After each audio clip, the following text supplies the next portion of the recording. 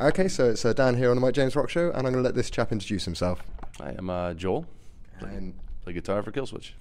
Just a small band then, you know, and only Killswith engage.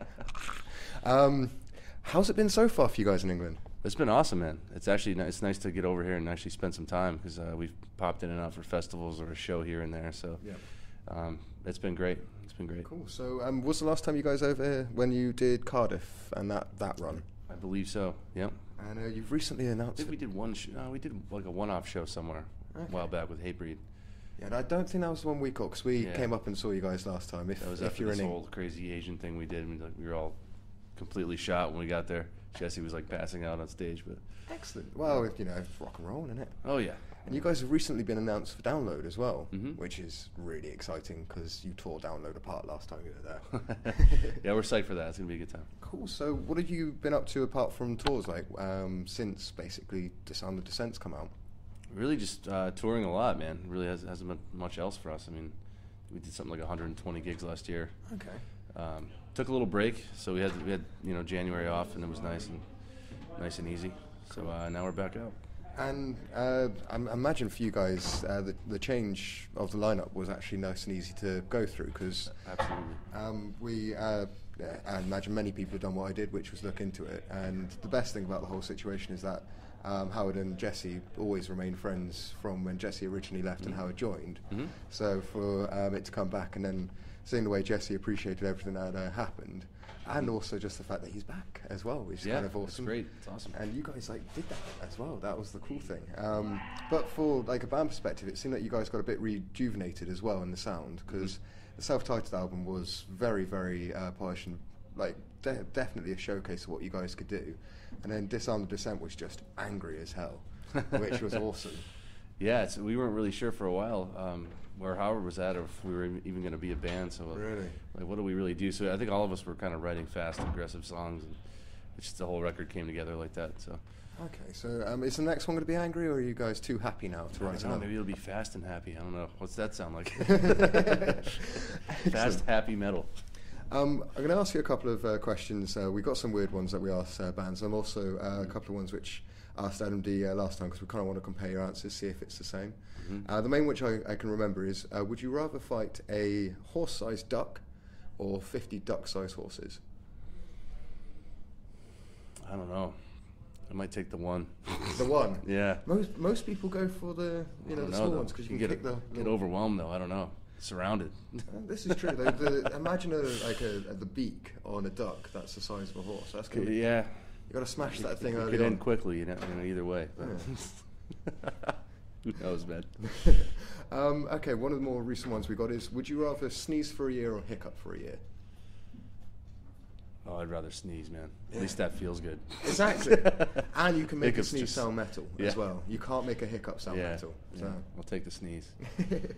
Okay, so if you were to invite us over for dinner, what would you cook and who would be there at the dinner? Let's see. Probably my wife and my dogs. Cool. What breed of dogs do you have? I have Boston Terriers. Cool. I'd make you guys homemade pastrami because we do that. It's kind of awesome. It takes like a week to make it. Excellent. But everybody who's had it really likes it. Well, we only get like the English version of pastrami over here. It's not the same, man. It's not the same. Yeah. And we're not prepared for pastrami, I don't think, yet. Yeah. My wife and I went to New York one time, and we had Katz's Deli, like the old school Jewish deli pastrami, and we're like, whoa, it's the best thing ever. But we couldn't get it anywhere near us. We just had to figure out how to make it. So. Oh, that's pretty cool. Yeah. Okay. Right, so another one is, what do you reckon you would be doing if you hadn't gone down the musical path? I'm not too sure, man. I used to be pretty big into like art and stuff, drawing, painting, all that stuff. I kind of fell away from it when I discovered guitar because it was just more fun. Yeah, no, I can imagine. But I'm not sure if that would have amounted to anything. Okay. Could be, slinging bags of ice somewhere or something. I used to do that too. Excellent. What are you guys planning for the rest of the year? I mean, we've already mentioned Download. Are you going to try and do more shows than you did last year? So like 130, 40? I don't think so. Things are kind of like spread out, a couple weeks on, a couple weeks off. Okay. After this, we're going home for 2 weeks, and then we're doing Russia, South Africa, Japan, Australia. Going to hit some stuff in the States again. Is that all in one go? No, there's little breaks in between. I was going to say, thankfully, it's a lot of flying around. Yeah, I was going to say that would be an epic mission if you didn't get a break. Yeah, so. It'll be good though, Rob. We're psyched for it. Excellent. Awesome.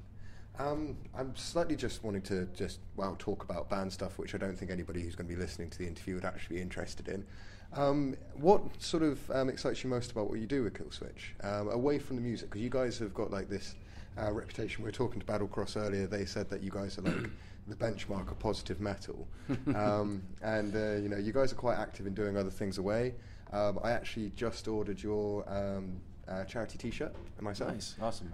Because really support what you guys are doing as a band to support these sorts of charities. It's a great thing, man. So what else do you guys get up to? Like, what sort of keeps you interested in what you do apart from playing? Well, I think it's the fact that I get to travel with my friends. Basically, I love all these guys. I think that's the key, really, of bands staying together for a long time and actually enjoying yourself. Is if you enjoy the people you're around, that helps a lot, man. And we've been together for a long time, and all the guys in the crew are like dear friends, and we all hang out. So it's good, man. How long has it been now for you guys that you've sort of been together? We're going on 15 years, I think. I think in the fall it'll be 15 years. Because it's kind of weird. You crazy. Don't associate that sort of time frame with a band such as you guys. Cause 1999. So. Wow. When was Alive or Breathing came out? 14 years. When did Alive or Breathing came out? That was, I think 2001 or 2, maybe 2002, something like that. Because before that, you had the original sort of less known self-titled album, which I bought a while ago myself. I thought was quite surprising because I kind of expected a little bit of Alive or Just Breathing, which was on there, but there was a lot more screamy, a lot more sort of angry. Is there any formula to the way you guys write your sound, or is it just you come in with a bag of ideas? Those first couple of records we kind of wrote together, just kind of jamming in a room. Okay. But as people have gotten their own ways to record music and stuff over the years, we tend to write a lot more on our own and then bring it to the table, so we're not just standing around. Guitars, okay, what should come next? It's like, here's what I think is a song, and somebody's like, okay, that's cool, that's crap. We got to change that riff. Okay, you're right, and then we all learn it and play it together. So it's usually how we do things. Do you guys still go to ground? Because I knew a few years ago you were still using, was it Mike D's parents' basement? It was my folks' your folks' basement. Yeah, that was a long time ago. We've been playing at. We used to play at Zing, the studio, during the days and stuff. Rent that out, and then when Adam D got his house several years back, we started playing in his basement, basement to basement. I think it works though, because it does, man. It does. You've got to be in a comfortable environment to do what you do, and also because even though, like we said there, your stuff is angry, you are very, very positive in what's written, and that's sort of gone for both vocalists that you've had. They've both sort of got behind that inspiration that Killswitch creates, and. I mean, on that sort of front, is that mostly what you want people to gain from Killswitch? Is that it's metal, but you got to get positivity from what you do. Totally, man.